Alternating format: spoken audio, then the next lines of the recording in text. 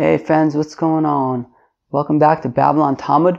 Today we are studying Daf Kuf Daled, Daf 104 of Masechta Shabbos. Friends, it's a pretty sweet daf, friends. Pretty sweet daf. At the beginning we kind of talk about the Shem Mishimin thing, but then we kind of segue into talking about the Hebrew alphabet, which is actually pretty cool.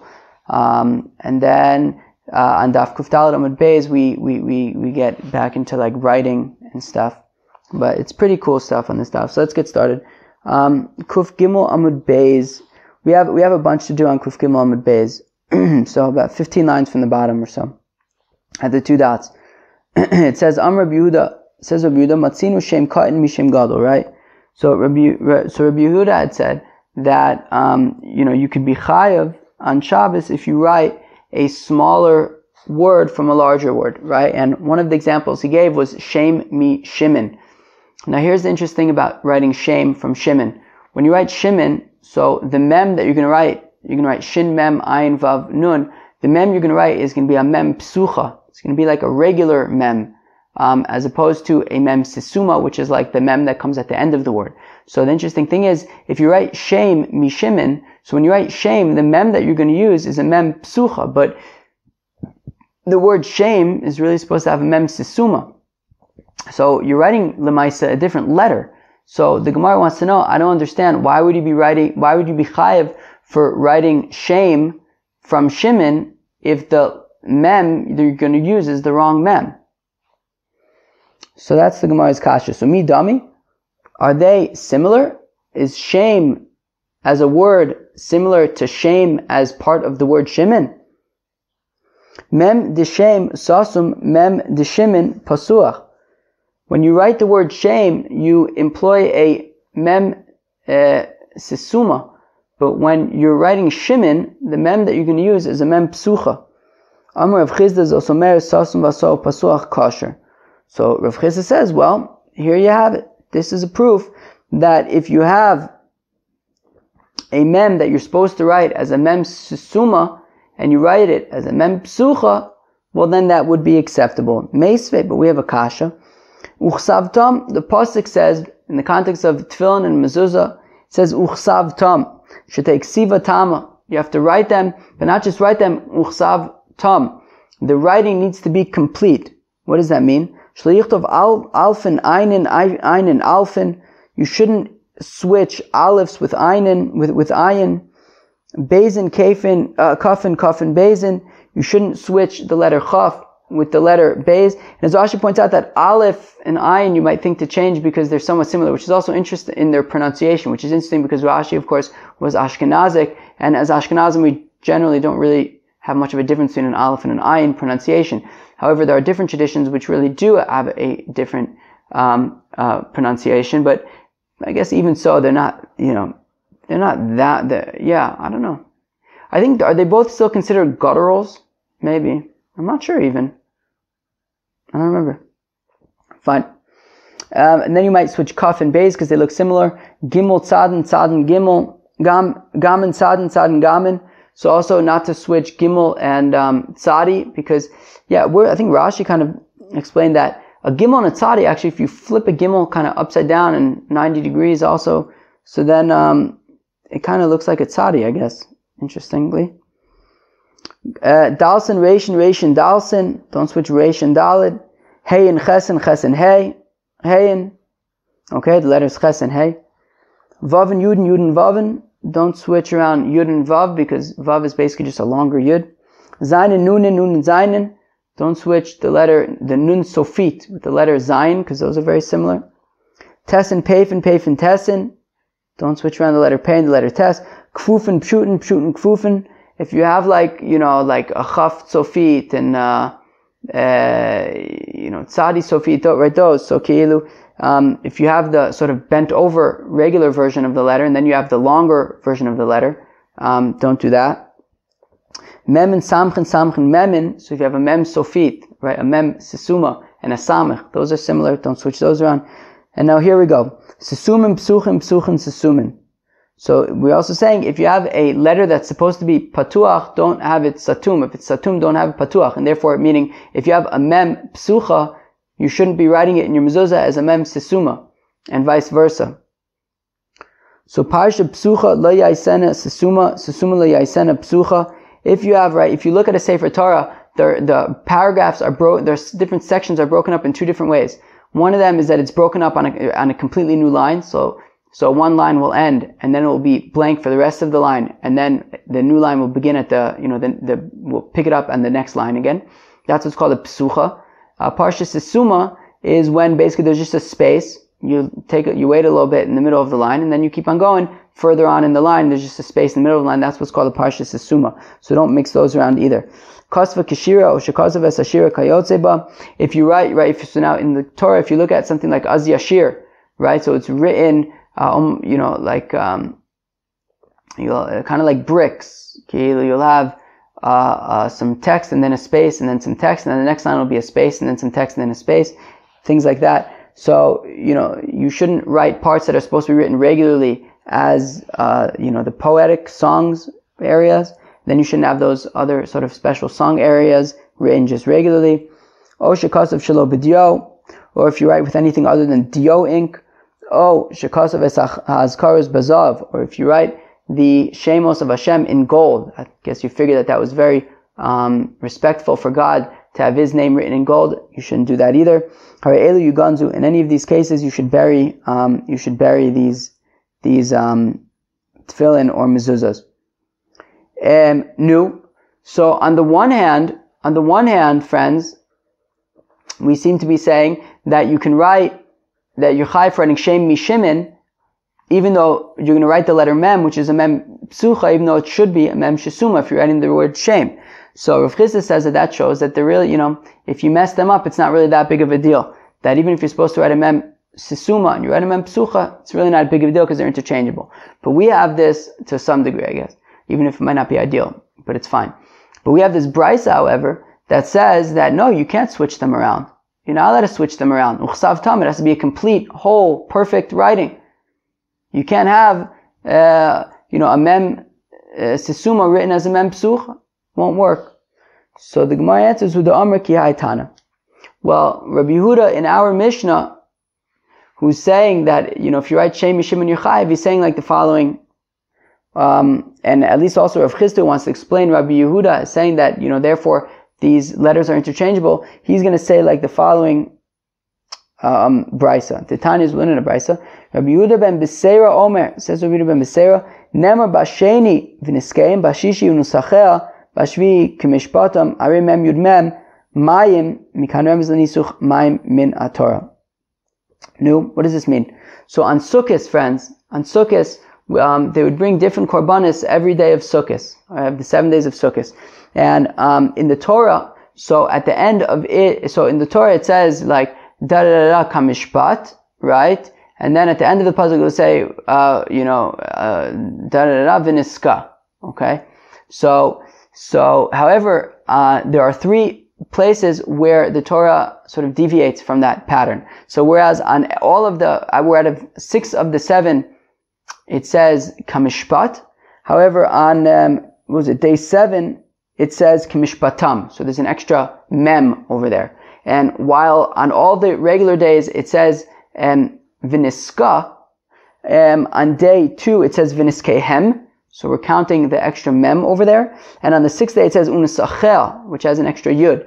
So we're taking the mem, the extra mem, from viniskehem on day 2, and the extra yud from unisachel on day 6, and also the extra mem in kimishpatam on day 7, and then that creates the extra mem, the extra yud, and the extra mem is mayim, okay? And they say that from here is an allusion to Nisuch HaMayim in the Torah. What's Nisuch HaMayim? Nisuch HaMayim is that on Sukkot they would have the Simchas Beis HaShoeva, right? The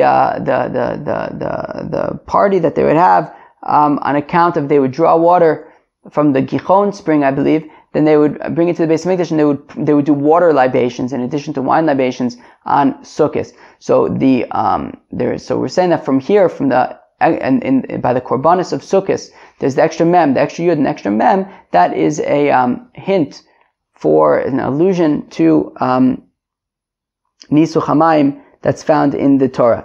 And what's interesting about that is that first mem from Viniske Hem, that first mem is a mem sofit, it's a mem stuma. Now, in the word mayim, that first mem would be a mem psucha. So we see, even though the mem that is being used as the first letter for mayim in our remez, even though it's written in the Torah as a mem sisuma, and we would theoretically really need a mem pisucha, Rabbi Yehuda ben Beseira doesn't seem to have an issue with that. So he would seem to say that, mem psucha, mem sisuma would be interchangeable, and therefore also, when it comes to shem mishimin, the fact that you're writing shem with a mem psucha when you should have used a mem sisuma, so then that would be acceptable. So let's read that again. 4 lines from the bottom of Kuf Gimel Amud Beis. Huda Amar Ki Tana. Okay, so Rabbi Yehuda in our Mishnah, who says shem mishimin, is saying right, and assuming that it's okay to have the letters be interchangeable, the mem sisuma and the mem psucha, so he says like Rabbi Yehuda ben Beseira. The Tanya is we learn in the Brayso, Rabbi Yehuda ben Beseira Omer, never basheni v'niskehem, so it's got that extra mem. It also has an extra yud, but we don't seem to be using that in the limud. So we have an extra mem from v'niskehem, bashishi unesacher, which is an extra yud, bashvi kemishpatam, right, which has an extra mem. So I read mem yud mem. So we have an extra mem, an extra yud, an extra mem, which is mayim. Mikan rem is the nisuch mayim in a Torah. So from here there is an allusion to nisuch hamayim in the Torah. And with the pasuach baso sasum kasher sasum nami.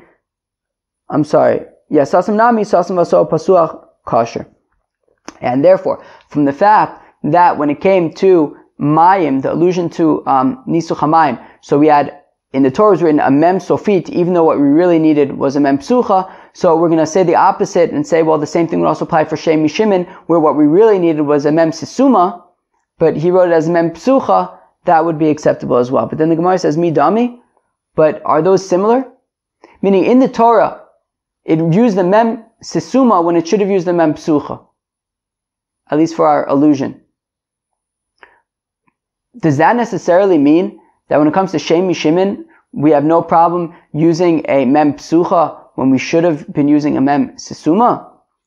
Pasuach v'asau sasum aluyoi kamaylile. But one second. In the Torah's example, where, really ideally for our allusion, we would want to use a mem pisucha, a regular mem, but the Torah wrote a mem sisuma instead. Well, it's an upgrade. A mem sisuma is an upgrade from a mem psucha. How come? The Amr of Chizda, because of Chizda says mem v'samach shebeluchis banes hayu omdin.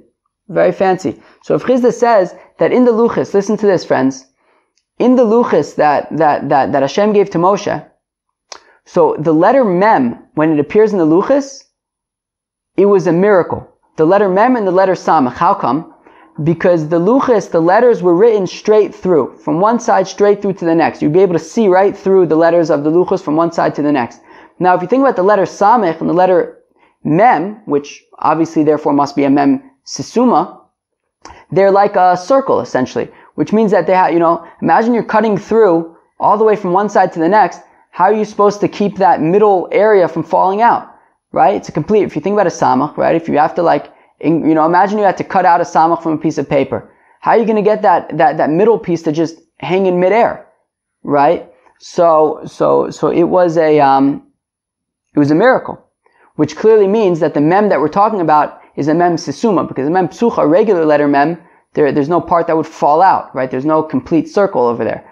Whereas a mem sisuma, how are you going to keep that middle section, right? You're going to have to cut all the way around. How are you going to hold that middle section from just falling out? So that was a miracle. So we see that the letter mem in the entire luchos was the mem sisuma. And therefore, because the mem sisuma was used in the luchos as opposed to the mem psucha, therefore mem sisuma is a fancier kind of letter mem. And therefore I understand why in the Torah, when it should have theoretically written the mem pisucha for our purposes of using the word mayim, that first mem, but instead it wrote a mem sisuma, well, there isn't really a big problem with that because it's an upgrade, right? Because after all, the mem sisuma was in the luchos.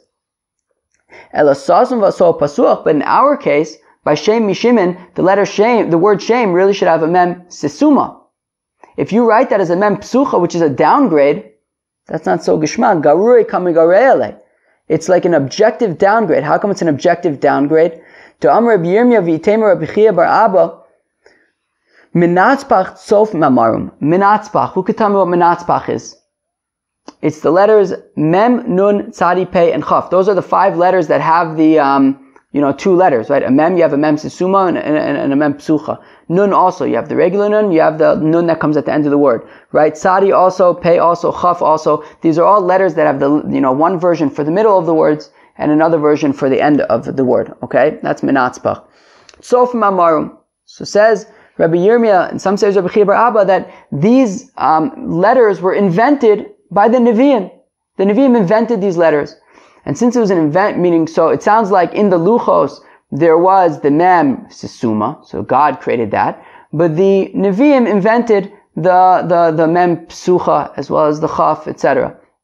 And therefore, since you have one version of the Mem Sisuma, which was in the Luchos, and then you have the Mem Pisucha, which was an invention of the Nevi'im, well, therefore, a Mem Sisuma is objectively more significant than a Mem Psucha, and therefore, while, if the Torah wrote a Mem Sisuma, instead of writing a Mem Psucha, and which we're using for allusion for Mayim, Nisuch HaMayim in the Torah, well, that's fine. It gave an upgrade to a Mem Psucha to make it a Mem Sisuma.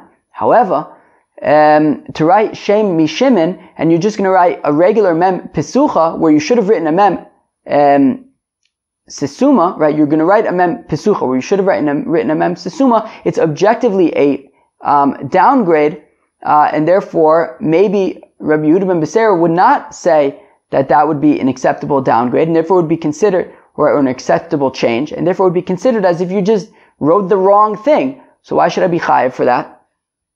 So the Gemara says, well, it's not exactly so clear cut. V'tizbra, do you really think that the Nevi'im invented these letters? V'aksiv, the pasuk says, Eila mitzvahs shena navi rasha l'chadish davar me'ata. Right, the pasuk says, these are the mitzvahs that God commanded Moshe. These, no more, no less. Shena navi rasha l'chadish davar me'ata. A navi, a prophet, is not able to just make up new things. And therefore, you can't just make up letters. These letters must have been there from before. Ela, mihava avai. Rather, these letters were always there. The Mem Psucha, the Mem Sisuma, same thing with Chaf and Tzadi, all the Menatzbach, they were all there the whole time.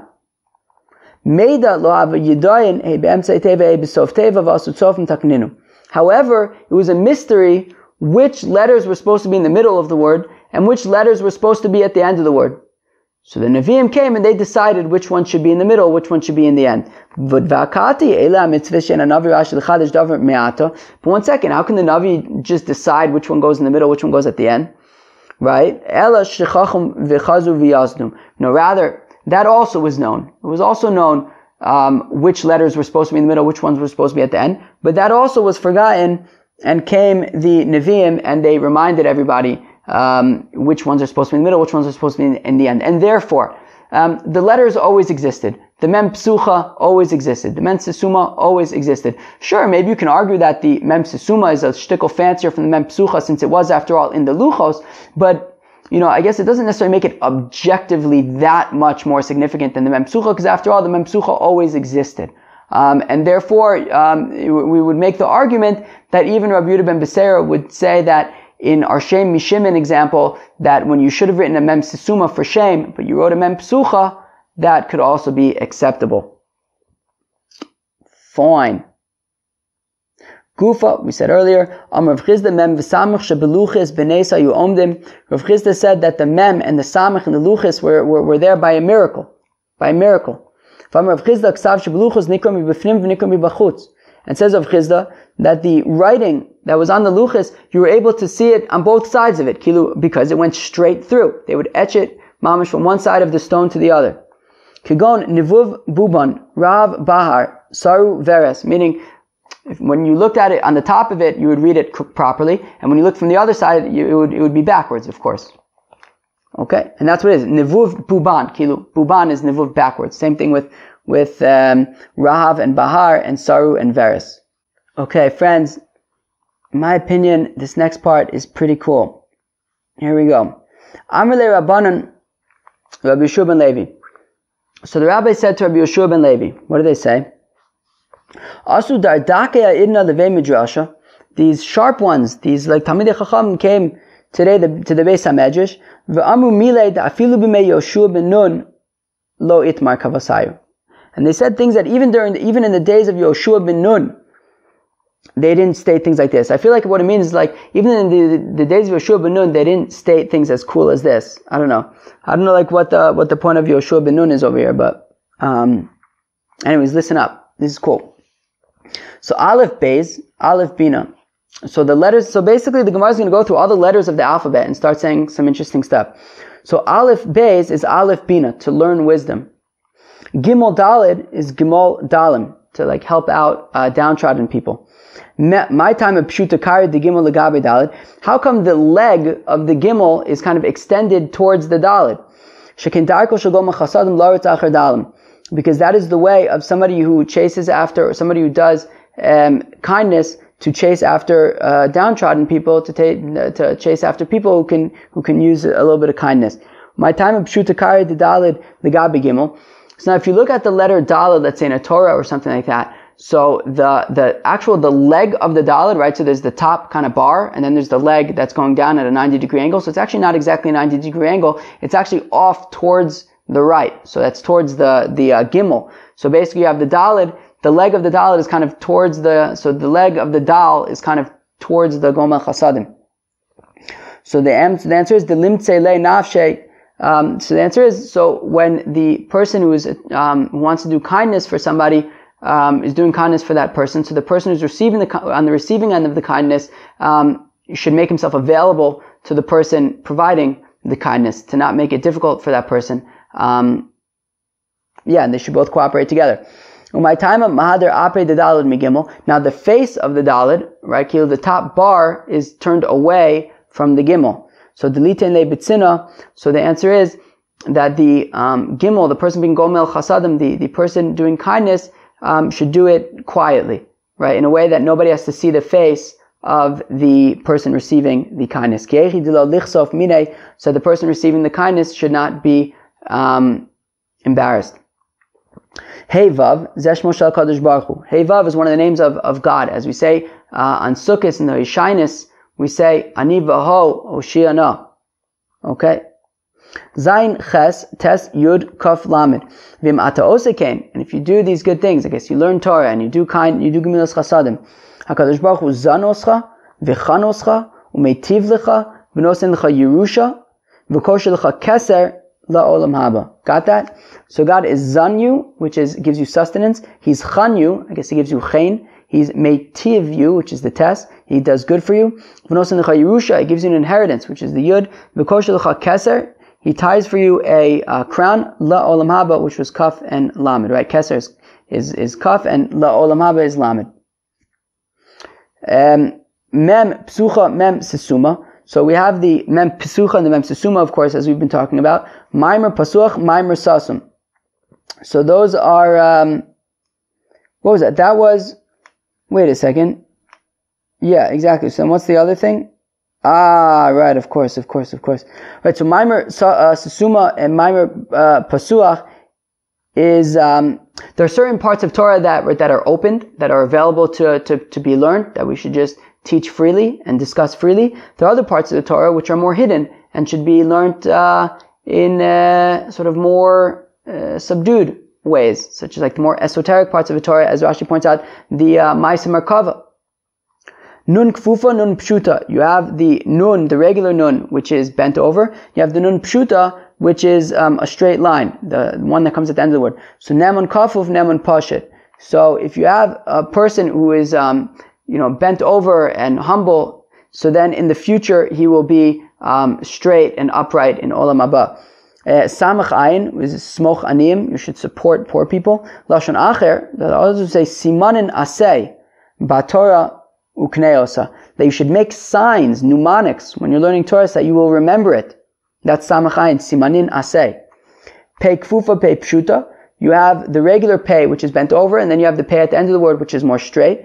Pe Pasuach, Pe Sasum. That is the open mouth and the closed mouth. As we learned in Gemara Brachas and Daf Samach Gimel and Aleph, that at a time that there is a lot of people teaching Torah, so then you kind of don't teach as much. When there is a time that there are not many people teaching Torah, then you should go out and teach. So there's time for a peh pasuach, for an open mouth, and there's time for a closed mouth.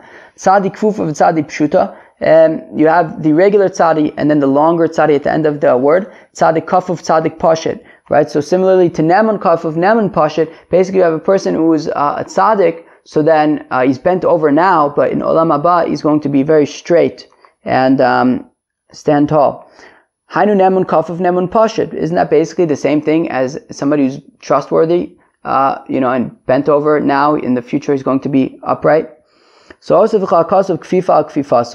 says, yeah, but we're just adding, we're showing the significance, giving added significance, showing how important it is to be a tzaddik and to be ne'aman, to be upstanding. So from here we see that the Torah was given b'manod rosh, as Rashi says, bereses v'anav yisera, in trembling and extra humility. Kuf is kadosh, resh is rasha, right? Holy and evil. My time mother ape the kuf meresh. This is awesome. How come the face of the kuf is away from the resh? Right? Right. If you think about a kuf, so it's got the straight line on the left, but on the right is sort of the shape of it, and it's facing away from resh, which comes after it. Because the Eibishter says that I'm unable to look at a rasha. I'm unable, right? Meaning the kuf is like facing the opposite direction. It's like putting its back towards the resh. Resh stands for rasha, kuf stands for kadosh. And the Eibishter is saying, the Kadosh Baruch Hu is saying that he's unable to look at a rasha. He has to turn the other way. My time, but at the same time, in the kuf, there is like the crown, right? Some letters have crowns, these decorations above the letters. Now, on the kuf, the decoration above the letter is actually towards the resh. How come? I thought we were just saying that the kuf turns away from the resh because the Eibishter can't look at the rasha. Because listen to this, friends. Amar Kadosh Baruch Hu, the Eibishter says, Im chozer bo, ani kosher lo keser kamosi. But at the same time, if the rasha wants to do tshuva, well then I'm more than willing to put a crown on his head, just like I have a crown. My time, so you see, even though the Eibishter is like turning away from the rasha, he's also leaving like a little. At the same time, you can't do it without also leaving an opportunity to say, hey, I'm here if you want me, and I'll give you, I'm even willing to put a crown on your head if you want to come to me. So my time akari the kuf tluya, this is also awesome. How come the leg of the kuf, it's not like a ches, which is connected to the word. It's kind of, it's as if you took like the leg that was supposed to be connected to the top of the kuf, and you just pull it down a little bit to kind of leave an opening over there. So the answer is, the ihadr leil. So the answer is that the kuf, the leg in the kuf is drawn down a little bit to create an opening, so that if the rasha wants to come into that opening and go over to the kedusha, it's open for him. Leil bahach. So the Gemara says, yeah, but the bottom of the kuf, even if the leg of the kuf would be connected to the top of the kuf, they would still be able to get into the bottom. It's not closed on the bottom, so why do you need to create an opening on the left side? The Gemara answers, Misayele the Reish Lakish. So this lemaisa supports Reish Lakish. The Amr Reish Lakish, what does the pasuk mean? That if a person wants to be a leitz, if he wants to be a jokester, if he wants to be a nudnik, so then who yalitz? Then he has to be a nudnik himself. We're not going to help him be a nudnik. We won't stop him, but we're not going to help him either. He's got to do it himself. But if a person wants to be an anav, if a person wants to be humble, well then not only will we allow him to be humble, but we will give him chen. We'll give him, what's the word for chen? Like, grace. Right? It'll be graceful. So not only will he be able to develop humility on his own, but his whole, look, his whole face, everything about him will have grace, and people will be attracted towards him. So what does Rish Lakish say about that? Bali tame poskanlo. If a person wants to become tame, if a person wants to do something wrong, okay, so we won't stop him. Well, the door's open for him. He can do whatever he wants. But we won't necessarily help him either. Balitar Messiah also. But if a person comes to want to be holy, to want to be pure, well then we'll help him. And it's the same thing over here. So the letter kuf, how come we pull down the leg of the kuf in order to create an opening over there for the rasha? The rasha could always go under the leg, and go and come in to the kuf that way from the bottom. But we open up the door right next to the resh anyways, just to make it easier for him. Because if a person wants to be mitaher, if a person wants to purify himself, we're gonna help him. And that's why we create that opening on the leg, by the leg of the kuf, to allow the resh to come in easily. Shin sheker tav emes. The letter shin stands for sheker, for lying, and falsehood, and the letter tav stands for emes, for truth. My time is sheker makarven mile, emes merachakon mile. How come the word sheker, shin, kuf, and resh are right next to each other in the aleph base, right? Right there, right? Kuf is 100, right? It goes kuf and then resh and then shin, right? So they're all next to each other in the aleph base. So whereas ms is mamash spread out throughout the entire aleph base, right? Aleph obviously is the first letter, taf is the last letter, and mem is smack in the middle. So why? So how come sheker, they're all close to each other in the aleph base, and ms is completely spread out? So the Gemara answers, shikra shchiach kushta lo shchiach, because falsehood is very common, easy to find. It's right next to each other. It's available. Truth is more difficult to find. It's more spread out. You have to collect them. You have to find it. shikra achad karikai ve'emes milaben levune. So how come each of the letters in the word sheker, the shin, the kuf, and the resh, none of them have a balanced, bottom, a balanced base? Right? Shin comes to a point at the bottom. Kuf has that one longer leg that it's going to have to stand on alone. Resh only has one leg. Right? It's not balanced. Whereas the word ms, each one of the letters in ms is properly balanced. Right? Aleph has two legs to stand on. Mem has a flat surface on the bottom. Taf has two legs as well. So the Gemara answers kush takai shikr lokai, because truth is able to stand. Might be harder to find, but it's able to stand on its own. Falsehood is unable to stand on its own. It's ultimately going to fall over. Wow, wiwa. Atbash. Who knows what atbash is? Aleph, tav, beis, shin. It's basically a way of looking at the letters of the alphabet, the Hebrew alphabet, like in their opposites almost. So you look at aleph and then tav, and then you take a look at the beis, which is the second letter, and then you look at shin, which is the second to last letter. You take a look at gimel, which is the third letter of the alphabet, and then you compare that to resh, which is the third to last letter, right? And then dalid, kuf, etc. So now we're going to look into these things. So atbash. So this is now the Gemara is going to explain atbash in the context of a rasha, and then we're going to explain it in the context of a tzaddik. So atbash osi ta'iv asavelo. So at is osi ta'ev, right? Right? He disgraces me, right? Esavelo, I will desire him. Bash, bilo chashak. Shmi yachol alav. He doesn't desire me. Will I place my name upon him? Gar, which is gufo tame, arachim alav. Time, arachim alav, right? He was metame his body. Should I have mercy on him? Dak, dal sosai noal, kind of lo agadeya. Right, he locked his door. He locked my doors, right, from entering into them. So will I not cut down his splendor? Ad kamidas rishaim. So that is how to translate this for rishaim. Avamidas sadikim. How do you understand atbash for the righteous? Atbash is imata bosh. If you are, I guess like humble, or even allow yourself to be humiliated.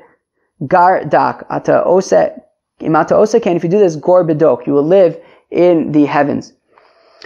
Hatzvaf chatzitza have bein chalaaf. There will be a separation between you and anger.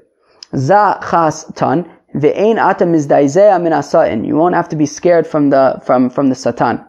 Yam kol amar sar shel gehenim lifnei hakadosh baruch hu. So the officer of hell, of Gehenim, said to the Eibishter, Ribbana Shalai, the master of the world, La Yam Kol, send everybody to the Yam. The Yam is a reference to the to Gehenim, because most people end up there apparently, according to Rashi.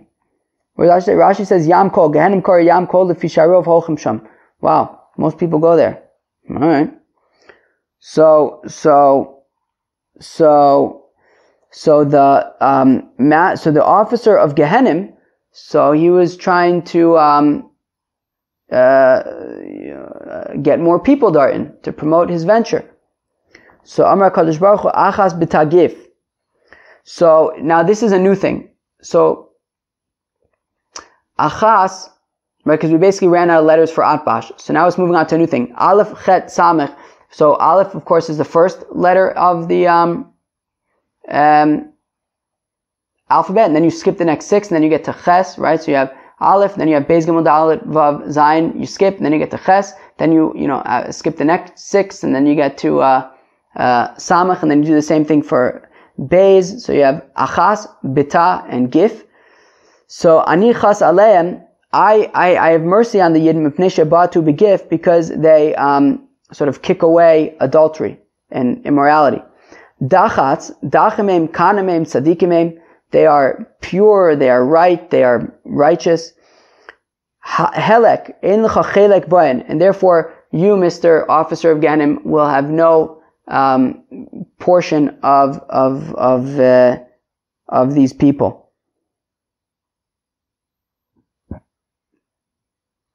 Okay, Umar Zan Shas, and then the last letters remaining, Umar Zan Shas, Amar Gehenim, Lefnei HaKadosh Baruch Hu.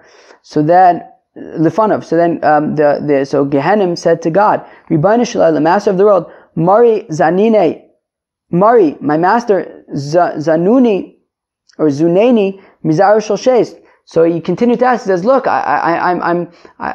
sustain me, give me sustenance from the children of Sheis. Now, Noach comes from Sheis, and of course the entire world was destroyed during Noach's time. So basically everybody in the world comes from Sheis. So once again, the Gehenim is saying to God, it's like, hey, I need more people. So Amar Le, so God said to him, Al bum gan das. So he says, Al bum, no, you're not getting any of them, at least any of my children. Right, das, gan das, they're just going to Gan Eden. Lehechan olichan legan hadas. I'm taking them to Gan Hadas, which is Gan Eden. Ha vaf. So Amar Gehenim, so the Gehenim said, Lifnei HaKadosh Baruch Hu, Ribono Shel Olam, ayef anochi. I'm getting tired because I'm so hungry. You're not giving me anything to eat. You're not giving me people to send down to me in Gehenim. So Zatz chak. So God says, Halalu zaru shel Yitzchak. No, these are the children of Yitzchak, as we learn on Peites Amud Beis, that Yitzchak looked out for the Yidden and didn't allow the Eibishter to destroy them. So Tar Yesh Kas. So then God says, Tar, wait, Yesh li kitos shalov dekacham shaninos en lecha. I have many groups of idol worshippers that I can send your way, Mr. Gehenim minister. Alright, well, that was an interesting kind of explanation of the alphabet. Okay, new Mishnah. Hakosev shtei osius be'elam echad chayiv. Okay, of course we know somebody who writes 2 letters in one mistake without realizing in the middle, so he's chayiv. Kosav b'dio, if he writes with dio ink, besam, besikra, bekumus, v'kan kantom, v'chol davar shu roshem. And if he uses any kind of ink, anything that makes a mark. Al shnei koslei zavios, if he writes, one letter on one corner, and then, imagine like 2 corners that are right next to each other, right? You have 2 walls that meet at a corner. And you write one letter on one end of one wall, and then the other letter on the other end of the other wall, but they're right next to each other in the corner. If you have a ledger, and these ledgers, had a few different tablets that made up the ledger, and you put one letter on one end, on one margin of a ledger, and then you put another letter on the next ledger, on its margin that, would meet the other ledger that you just wrote. So like on the right margin of one ledger and on the left margin of the other ledger, but you'd be able to connect them. And you'd be able to read them together. Chayev. Hakosiv al besaro, somebody who writes epis on his skin. Chayev. Hamasarit al besaro, somebody who scratches something onto his skin. Rabbi Eliezer mechayev chatas v'chacham poten. So Rabbi Eliezer says you're chayev. The chacham say you're potter. You're not chayev for scratching something onto your skin. Kosav b'mashkin. If you write epis with some kind of juice. So Rashi says that mashkin would be something like strawberry juice, some kind of juice that would have be a little bit more colorful, or be Paris, or just any kind of regular fruit juice, maybe like apple juice or something. Ba'avak drachim, with dirt of the roads. So either you make some kind of very thin liquid that maybe you would think to write with using dirt. Or as Rashi points out, an alternative understanding could be if you just like take your finger and just, make letters in the ground with your finger in dirt. Bavak hasofrim, or if you take whatever, dusty kind of things might be left in the inkwell of a scribe when there's no more ink, and maybe there's just some kind of powdery residue. So if you would make that, maybe add water or something and write with that. Basically, these are all things that wouldn't last, right? They don't have they're not a real thick ink that would last. Pater. So in that case, you're going to be pater. Lachar yado, if you were to like put some kind of a pen behind your hand, you would basically write upside down. Biraglo, or if you write with your toes, I guess you put a pen between your toes. Befiv, in your mouth. Uvmarpeko, in your, what was that? That was an armpit, right? Kasav os achas samuch lichsav, if you write one letter next to other letters, right? So let's say you have a few letters written and it's just missing the first letter. So all you're doing is writing one letter, but it's basically, making it a word. So v'chsav agabe chsav, or if you wrote, I assume that that's what it means, or if you wrote on top of other letters, right? So you have a word that was already written and now you're just writing on top of that word. If you intended to write the letter ches, but something got messed up with the top of the ches and you ended up with two zayins. If you write one letter on the bottom, on the floor, and one letter on the ceiling. If you write it on two separate walls of the house, but of course not in the corner that we said you would be chayiv for. Or if you write on two columns of a ledger, but you wouldn't be able to, there's space in between the two columns and that you wouldn't read them together. So in all those cases you are pater because you're not actually writing like two letters next to each other in all of those cases. Kasav os achas ben no trikon. Let's say you wrote like one letter but it stands for something else, right? So imagine you like write the letter hey, but really it's supposed to stand for like Hashem, right? So it's like one letter that stands for a longer letter. So Rabbi Yoshua ben Beseira mechayev v'chacham potem. Rabbi Yoshua ben Beseira says you're going to be chayev for that one letter that has a meaning of more letters. The chacham say you're pater for that because l'maisa you only wrote one letter. Says the Gemara, dio is diota, sam is sama, sikra. What's sikra? Amar Rabbi Bar Bar Chana sakar tashma. Okay, kumus. What's kumus? It's kuma. Kan kantom. Amar Rabbi Bar Bar Chana. Amar Shmuel charti de oshkefe. All right, it's explaining what these different dyes are. I'm not sure that there's too much of a, I don't know, there's different kinds of dyes and what they are. So then it says, and not just these inks, but anything that makes a mark. What's that coming to include? What's something that wasn't listed that would be included in anything that makes a mark?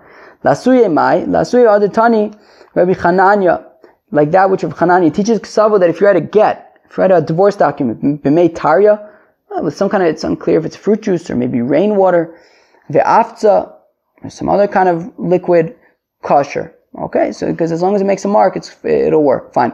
V'tani Reb Chia, ksavu be'ever, says Reb Chia, if you write it with lead, I guess like a pencil, b'shachor, with like some kind of coal residue, I guess, with shichor, some other kind of black thing, kosher.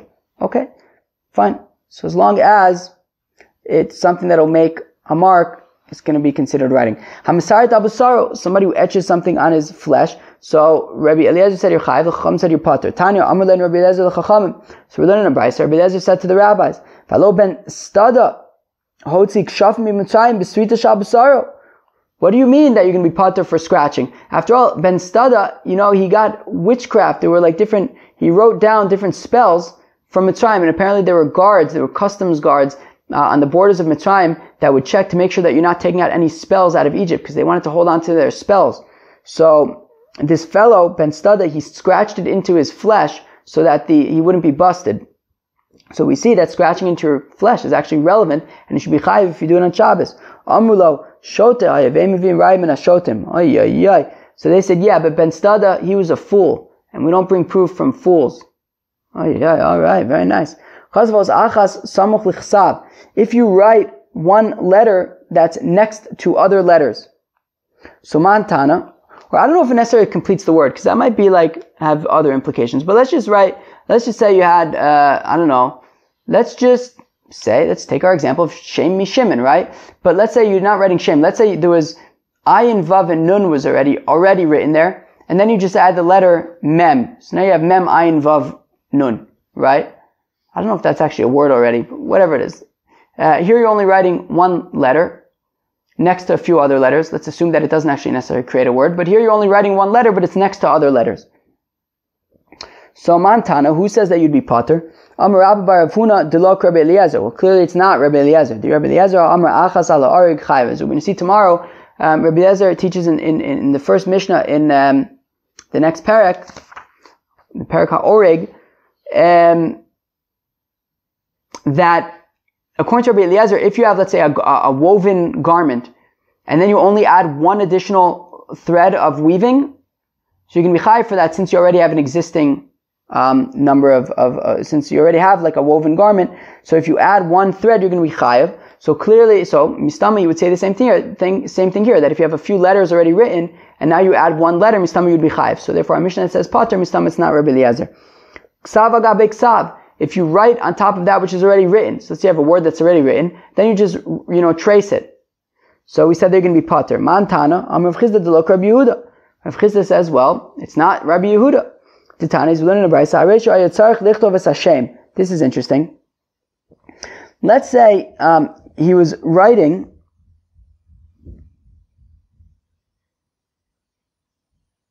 what does Rashi say? Okay. If he was writing, I don't know exactly what he's writing actually. I don't know. Yeah, it's from Gittin, but I don't know if he's necessarily writing a get. I don't know. Why would you write Hashem's name? I don't know.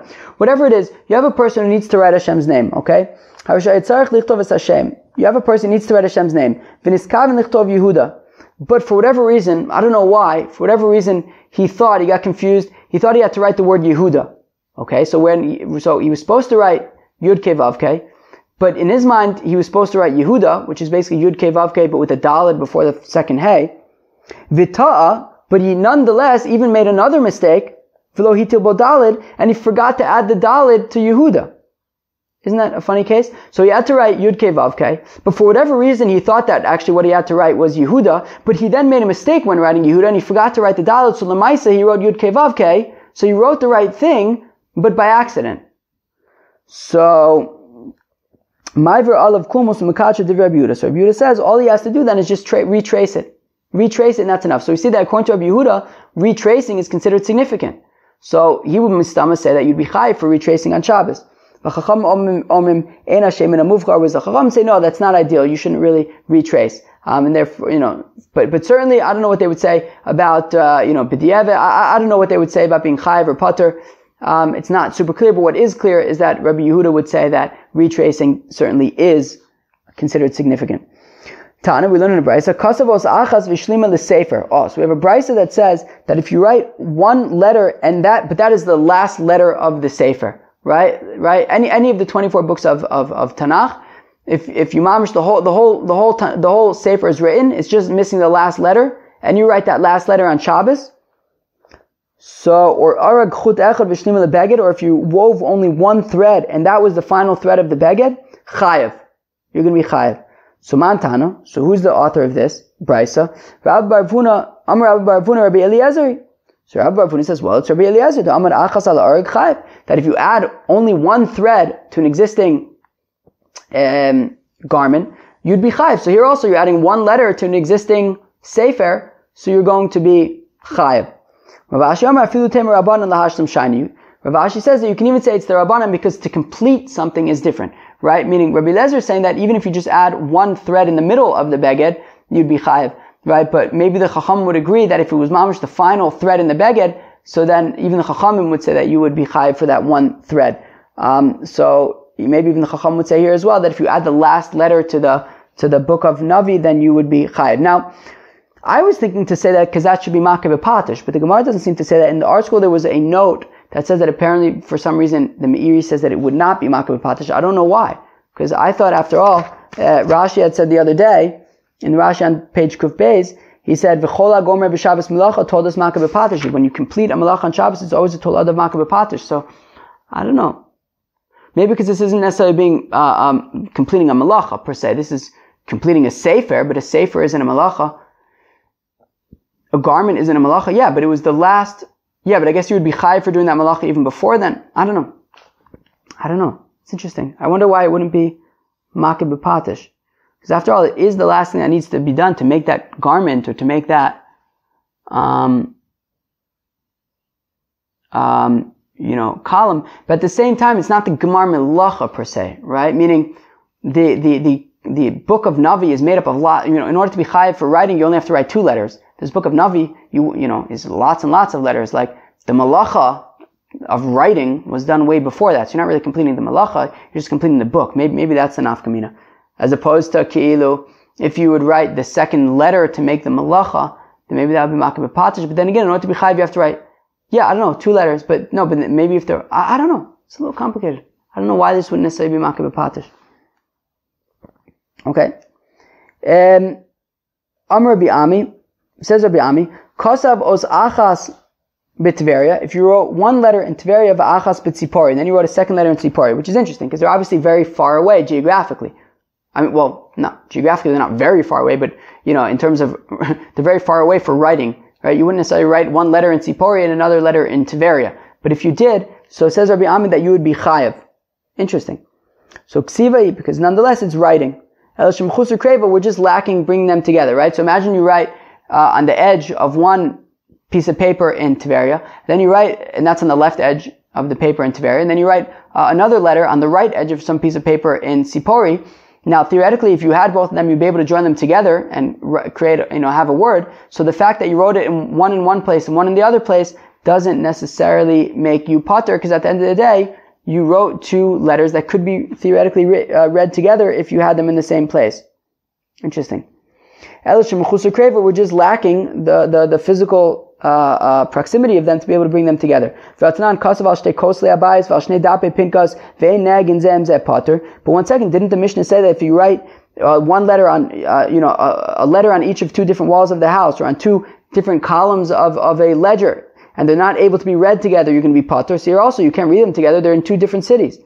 So also, mechusar ma'isa dekreva, acha lo mechusar ma'isa dekreva. No, there's an afkamina, which is that, by the ledger, in the 2 columns of the ledger, or 2 walls of the house, you mamish can't read them together. You'd have to do construction on the house. So you'd have to, remove part of the ledger in order to bring these 2 letters together. Here, you mamish can read them together. They're just in 2 different locations, so we'd have to get them. But once you get them, you don't have to do anything. You can just put them together and read them. In my mind, they're almost like, imagine you're like writing a secret code, right? So you tell somebody, what you're going to do is you're going to go to Tzipori and you're going to find this ledger over here. You're going to pick it up and you're going to take it with you to Tveria and you're going to find that ledger there and you're going to bring them together and you'll be able to see that. So at the end of the day, you're writing something of significance that is ready to be read as long as you kind of set up the context.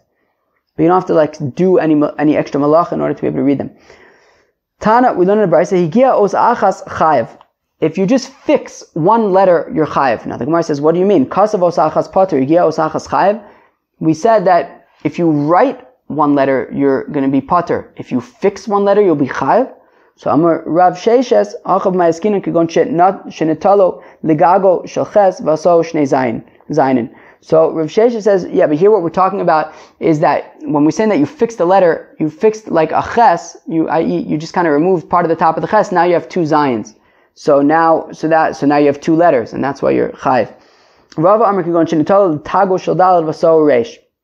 And Rava says that, or for example, you remove the kind of extra piece of the daled on the right side of it to make the daled into a reish. And in both those cases, it's what was needed in that context. So for example, like let's say the last letter of this book or something was reish, and there was a daled there, so you just had to fix the daled, but now you completed the book, or it needed 2 zayins in that book, and by removing the top of the ches, you get your 2 zayins, so in that case you will be chayev for fixing the letter.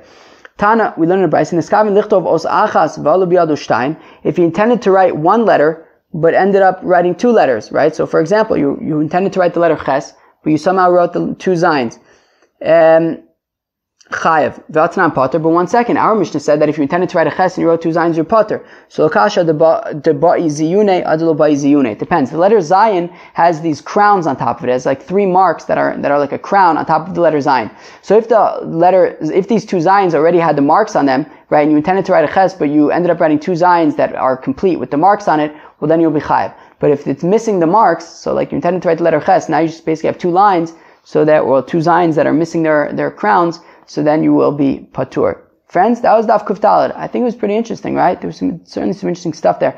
So the Daf started out with the question of, well, how could it be that if you write Shem Mishiman, you're going to be chayev? After all, when you're writing Shimon, that mem you're going to write is a mem psucha, and we need a mem sisuma. So we said that, well, he holds like Rabbi Yehuda ben Beseira, who has that remes to Nisuch HaMayim in the Torah, from the fact that it says V'nis Kehem and Unusachea and K'mishpatam, and that first mem is a mem sisuma, even though it really should be a mem psucha. So we see that they are interchangeable, at least according to Rabbi Yehuda ben Beseira. We then said, yeah, but maybe from a regular mem, writing it as a mem sisuma should be acceptable, because that was in the luchos, whereas a mem psucha was invented by the Nevi'im, to which you said, no, the Nevi'im didn't invent it, they just, the tradition was forgot which one is in the middle of the word, which one is at the end, and they reminded you, but it's not objectively inferior. Fine. Then we had all sorts of insights into the Hebrew alphabet, which was certainly interesting. I'm not going to go into all of them now, but that was a very interesting discussion. Then we got back into writing on Shabbos, where we said, essentially, I'm not going to go into all the details here, but essentially if you write 2 letters, you're chayev, but if they are separate, then you are going to be patur. Friends, that was Daf Kuf Daled. Look forward to seeing you tomorrow. Peace out.